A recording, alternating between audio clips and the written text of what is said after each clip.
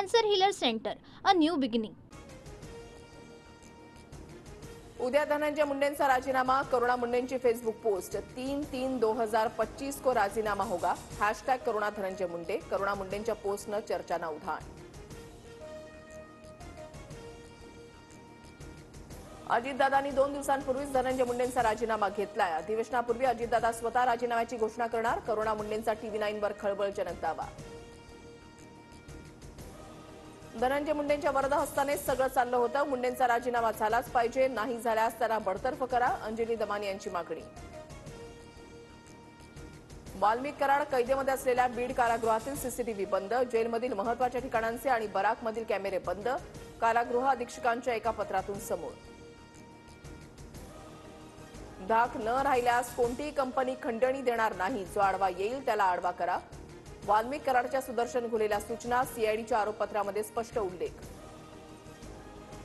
संतोष देशमुख आडवा आल्यास त्याला कायमचा धडा शिकवा, आमच्या मागण्या पूर्ण न झाल्याचे परिणाम काय होतात याचा संदेश इतरांना द्या।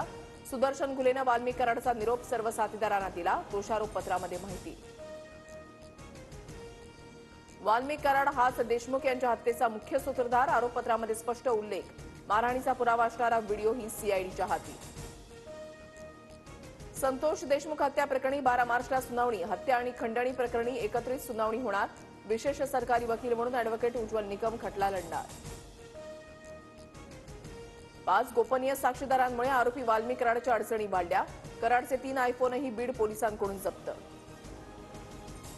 इंद्रजित सावंत धमकी प्रकरणामध्ये प्रशांत कोरटकरला 11 मार्चपर्यंत अंतरिम दिलासा, कोरटकरला सध्या अटक न करण्याचे कोल्हापूर कोर्टाचे निर्देश। पुणे अत्याचार प्रकरणामधील आरोपी दत्तात्रय गाडेची डीएनए चाचणी होणार, ससून रुग्णालयामध्ये गाडेची लैंगिक क्षमता चाचणी करण्यात आली। उद्यापासून राज्याच्या अर्थसंकल्पीय अधिवेशनाला सुरुवात होणार, आज चहापानाचा कार्यक्रम। कोकाटे मुंडेंच्या राजीनाम्यावर विरोधक आक्रमक होण्याची शक्यता। पुण्यात शिंदेंकडून शहांची भेट घेऊन फडणवीसांची तक्रार, सामनाच्या रोखठोकमधून संजय राऊतांचा मोठा दावा। शिंदे आणि शहांमधील कथित संवादही सामनातून प्रसिद्ध।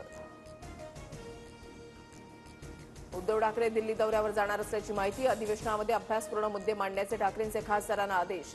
अर्थसंकल्पीय अधिवेशनाचा दुसरा टप्पा 10 मार्चपासून। राहुल सोलापूरकरची पुणे पालिकेमधील सांस्कृतिक धोरणाच्या तज्ज्ञ सल्लागार पदाची नियुक्ती वादात, तर सोलापूरकरची डिसेंबर 2023ला नेमणूक, सध्या कोणतीही समिती अस्तित्वात नाही, पालिकेचं स्पष्टीकरण। शिंदे सरकारच्या काळामधील आरोग्य विभागाच्या कामाला फडणवीस सरकारकडून ब्रेक, तानाजी सावंतांनी मंजूर केलेले 3190 कोटींचं टेंडर स्थगित। सूत्रांची माहिती, साफसफाईसाठी पुण्याच्या कंपनीला दिलं होतं टेंडर। कर्नाटकात महाराष्ट्राच्या एसटी बस चालकाच्या तोंडाला काळं फासण्याचा प्रकार सुरूच, नांदेड आगाराची बस थांबून पुन्हा फासलं काळं, धाराशिवच्या उमरगा स्थानकामध्ये बस दाखल होताच आगार व्यवस्थापकांना सांगितला प्रकार। पंतप्रधान मोदी 3 दिवसीय गुजरात दौऱ्यावर, दुपारी 2 वाजता सोमनाथ मंदिरामध्ये घेणार दर्शन। स्वातंत्र्यवीर सावरकर बदनामी प्रकरणी राहुल गांधींना नाशिक कोर्टामध्ये हजर राहण्याचे आदेश, कोर्टामध्ये सर्वजण समान असल्याचं न्यायालयाचं मत, पुढील सुनावणी मे मध्ये होणार। राज्यात यंदाचा उन्हाळा अधिक तापदायक ठरणार, हवामान विभागाचा अंदाज, मार्चच्या पहिल्याच आठवड्यामध्ये पारा 40च्या उंबरठ्यावर। बीएमसीच्या गट अ वर्गाच्या परीक्षेमध्ये घोटाळ्याचा आरोप, विशिष्ट लोकांना प्रश्नांसंदर्भात माहिती पुरवण्यात आल्याचा 500हून अधिक अभियंत्यांचा आरोप। 25 फेब्रुवारीला झाली होती परीक्षा। पुण्याच्या गाड्यांच्या तोडफोडीचं सत्र सुरूच, भारती विद्यापीठ परिसरामध्ये 10 ते 12 गाड्या फोडल्या, पोलिसांकडून तपास सुरू।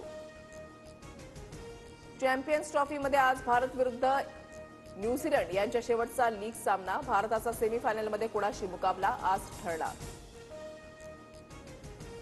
दिल्ली कॅपिटल्स WPL 2025 सीझनमध्ये प्लेऑफमध्ये पोहोचणारा पहिला संघ, तर आरसीबीचा सलग 4था पराभव।